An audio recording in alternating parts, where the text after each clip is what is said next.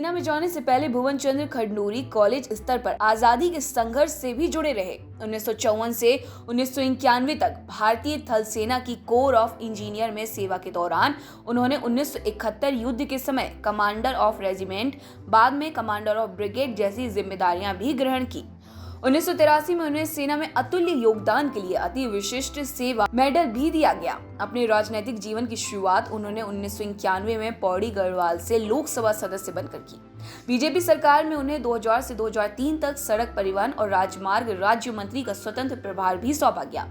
इस दौरान प्रसिद्ध उत्तर से दक्षिण और पूर्व से पश्चिम को जोड़ने वाले गलियारे गोल्डन क्वाड्रिलेटरल को आकार देने में उनका विशेष योगदान रहा। फरवरी 2007 में उत्तराखंड विधानसभा चुनाव के दौरान बीजेपी के बहुमत पर उन्हें मुख्यमंत्री नियुक्त किया गया।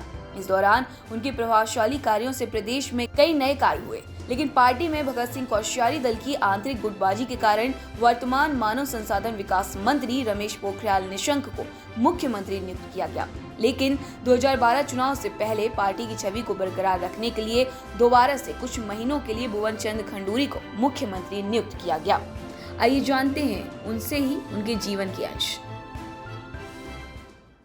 मैं देहरादून में पैदा हुआ था और 1 अक्टूबर 1933 को मैं पैदा हुआ, जो मेरा रिकॉर्ड में है।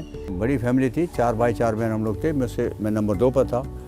बचपन के करीब 5-6 साल देहरादून में रहे। देहरादून में मेरे माता पिता देहरादून में रहते थे और देहरादून में न्यू रोड नाम की एक जगह है, वहाँ पर एक बहुत बड़ा मकान उन्होंने बनाया था और वहीं मेरा बचपन तो 3-4 साल भी थे, वो बहुत छोटे थे। उसके बाद कुछ शायद 42-43 में 41-42 में कोई मेरा पूरा फैमिली गढ़वाल शिफ्ट हो गया। देहरादून में कोई प्रॉब्लम हो रही थी और उस समय देहरादून में कुछ अनसर्टेनिटी थी, तो मेरे पिताजी पूरा फैमिली लेके पौड़ी हम लोग चले गए थे।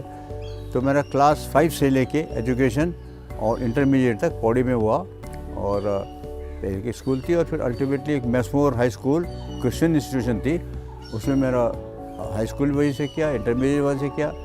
49 में हाई स्कूल किया, 51 में इंटरमीडिएट किया और उसके बाद मैं इंटरमीडिएट करने के बाद बीएससी के लिए मैं इलाहाबाद चला गया था। तो 51 के 52 में मैं इलाहाबाद यूनिवर्सिटी में था और 52 के मिडल अक्टूबर में समटाइम मैं इंटरव्यू के लिए गया था इंडियन मिलिट्री एकेडमी के, और मेरठ में इंटरव्यू होता था।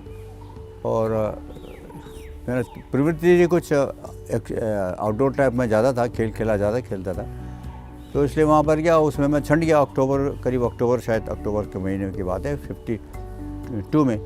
तो 53 जनवरी में एकेडमी में देहरादून गया। मिलिट्री विंग उसको कहा जाता था उस समय एनडीए जो पूना में खड़ा हुआ था वो भी क्लेमेंट टाउन में होती थी। तो दोनों मिलिट्री विंग और जॉइंट सर्विसेज विंग उसको कहते थे, वो दोनों वहाँ पर थे। मिलिट्री विंग में 2 साल का कोर्स होता था और 2 साल का 53 जनवरी से लेके और दिसंबर तक मैं 2 साल की ट्रेनिंग की है मिलिट्री में और 4 दिसंबर 1954 को मैं फौज में 2nd लेफ्टिनेंट बन गया।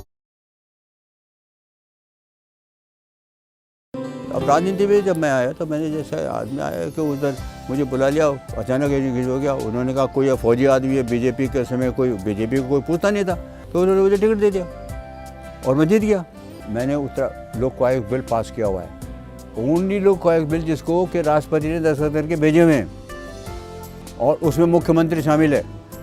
आगे जितने लोक आयोग बनते हैं कहते हैं प्रधानमंत्री को शामिल मत करो, तो मैंने कहा मुझे भी शामिल करो। In the present day situation मैं एक तो डिफेंस कमेटी का मैं चेयरमैन हूँ पूरे इसमें, तो मैं उसमें बचा के बहुत काम करता हूँ। रोज़ जाके दफ्तर बैठ जाता हूँ। लोग तंग आते होंगे शायद, लेकिन मैं अपने ऑफिस में चले जाता हूँ।